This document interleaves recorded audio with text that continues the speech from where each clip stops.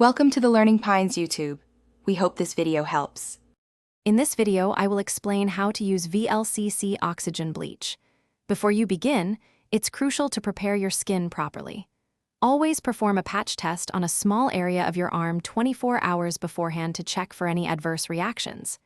Next, thoroughly cleanse your face and neck to remove all makeup, dirt, and oils. This ensures the bleach works effectively and safely. Now, let's mix the bleach. Take the bleach cream and the activator, combining them in a precise 4:1 ratio. Use the spatula provided in your kit to mix these ingredients thoroughly until you achieve a smooth, consistent paste. It's important to ensure there are no granules left, as this helps in even application and better results. With your mixture ready, it's time for application.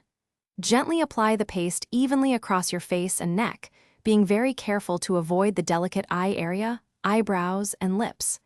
Allow the bleach to work its magic for about 10 to 15 minutes, depending on your skin type and desired lightening.